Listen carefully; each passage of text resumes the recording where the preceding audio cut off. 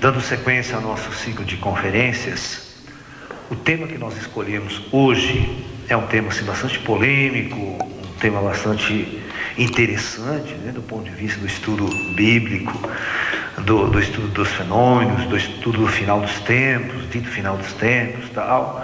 Então, nós resolvemos discutir esses temas aqui, tentar esclarecer, colocar as coisas de uma outra maneira.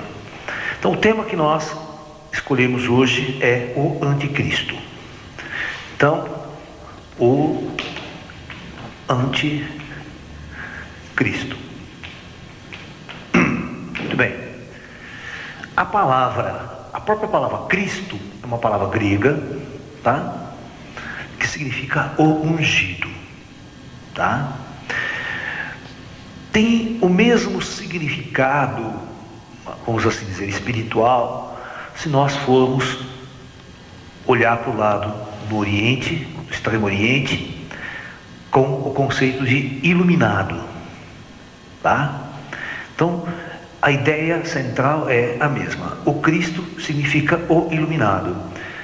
Da mesma forma, o termo Cristo pode ser usado de muitas maneiras, como na Índia, na China, o termo Buda, que significa o iluminado, foi utilizado e dado nomes a muitos seres. Houve muitos Budas na história, né, da Índia, da China, muitos indivíduos que atingiram elevados graus de iluminação, de transcendência espiritual, e que na sua época foram grandes líderes e mestres da humanidade, ok? Ao pé da letra, você poderia chamar, vamos supor, em certos aspectos, Maomé de um Cristo. Você poderia chamar, né, dentro da própria linguagem, do conceito da palavra Cristo, tá? Por exemplo, a palavra, porque muita gente acha que Cristo é o sobrenome de Jesus, né? Não é, né? Jesus também é uma terminologia grega. O nome de Jesus em judeu é Joshua, né? E da mãe Maria de Jesus, Maria não existe em judeu, é Miriam, tá? Então, a mãe de Jesus em judeu é Miriam e Joshua, né? E assim, bom. Então, a palavra anticristo, se você for traduzir do grego mesmo, significa opositor, né, a Cristo, ok?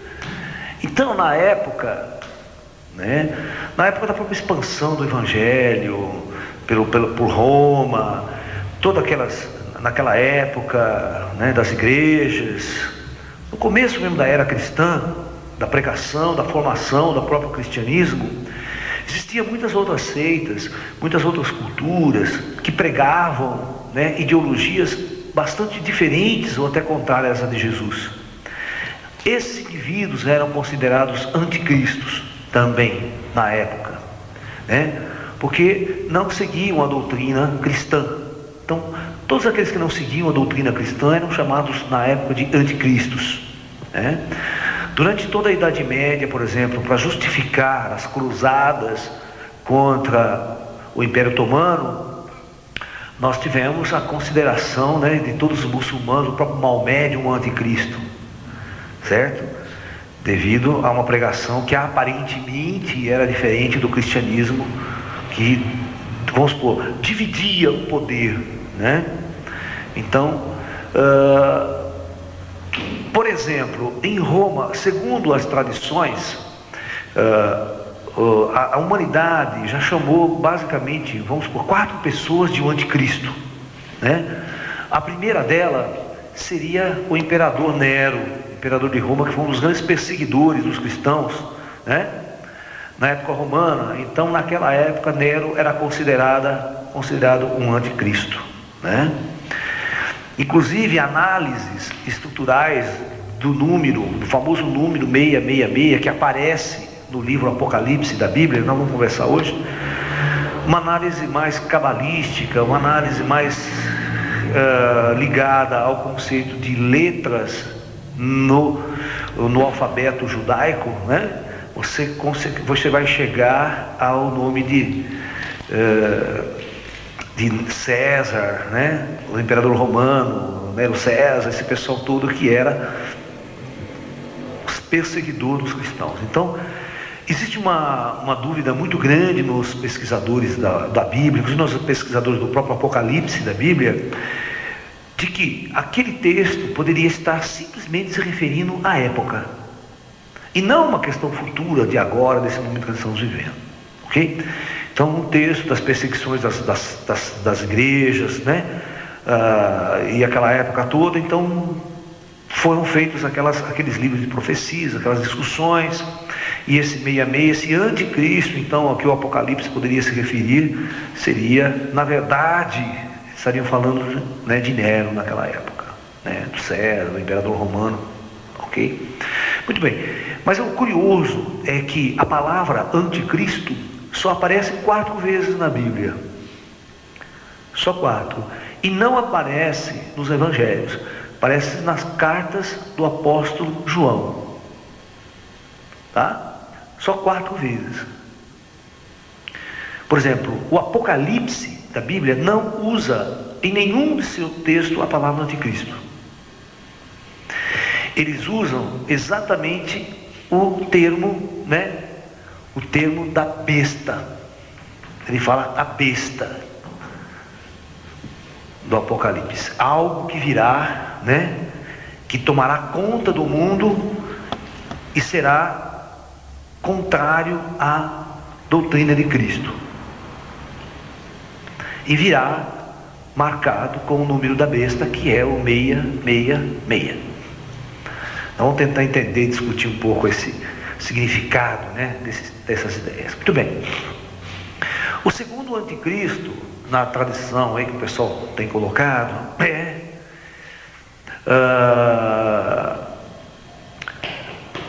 o Napoleão Bonaparte, tá?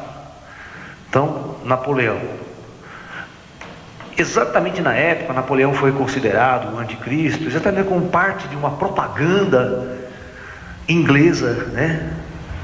De uma propaganda inglesa contra os franceses, contra o imperador da época, né? Aquela coisa toda para criar uma revolta psicológica contra a expansão do Império Francês através das tropas de Napoleão, que conquistou praticamente a Europa toda também, né? O terceiro anticristo também seria Hitler, né? Ok? Novamente como parte de propaganda inglesa, porque a gente sempre tem uma visão dos perdedores, né? Ou seja, os ganhadores da guerra de uma revolução constroem uma história, né? A história contada, geralmente por outro lado, ela se torna muito diferente, né? Se fazem heróis e se fazem vilões. Se a Alemanha tivesse ganhado a guerra, a história poderia ser contada de forma completamente diferente para o mundo, né? Muito bem. E nós estamos esperando, segundo essa visão do conceito do anticristo, estaríamos esperando o quarto anticristo, que viria exatamente dentro desse conceito, seria, né, um homem também, dentro desse conceito de seres humanos, de homens, de um homem. Esse homem teria um poder muito grande perante a humanidade, né? E ele viria exatamente antes da segunda vinda de Jesus, ok? Então, e haveria uma batalha que seria travada entre esse homem e Jesus, né? A batalha do juízo final, a batalha final. Nós vamos falar sobre o juízo final na próxima conferência, né? Então, é basicamente isso, né? Então teríamos, assim, vamos assim dizer, nos termos bem grego mesmo, da psicologia, da filosofia grega, a disputa e uma guerra entre o bem e o mal. Isso, óbvio, né? O Apocalipse sempre prevendo a vitória do bem, entendeu? Sobre o mal. Então, nós já discutimos em outras conferências essa discussão do conceito de bem e de mal, de céu e inferno, Deus e demônio, como tudo não passa de uma estrutura conceituada pela nossa mente, pela nossa filosofia, pela forma como o homem vê o mundo, né? Então nós vamos tentar entender também, porque quando você vai ler esses textos antigos, esses textos ditos sagrados, os bíblicos, a Bíblia, nós temos que tomar muito cuidado na interpretação dos conceitos que eram designados na época pelo próprio escritor, como aquele escritor via, como aquele indivíduo encarava as verdades, os modelos na qual ele foi formado, a cultura que ele vivia, todos os preconceitos que ele tinha em mente quando ele criava uma maneira de dizer as coisas. É muito complicado você achar que certos mestres, certos indivíduos do passado que escreveram esses grandes textos, esses textos tenham sido literalmente escritos por espíritos superiores, ditados por espíritos superiores, né? Mas um texto bastante complexo, bastante confuso, o Apocalipse de João é um texto extremamente confuso, extremamente complexo, de difícil interpretação e difícil entendimento, tá? Então nós vamos estar conversando sobre isso. Então, na verdade, o que eu acho estranho nisso, nessa visão de você encarar o anticristo como uma pessoa, e tem um detalhe, viu? Esse quarto anticristo que estaria sendo esperado, segundo as tradições atuais, as religiões atuais, ele já estaria encarnado, tá? Ele já estaria encarnado. E existem alguns que dizem que Bill Gates seria esse, devido ao grande poder, né, que a plataforma Windows, que a criação da Microsoft tem sobre o planeta, sobre o mundo, né? Porque um dos desígnios interessantes que o antigo, o Apocalipse diz, é que os seres humanos no futuro, né, seriam marcados com o número da besta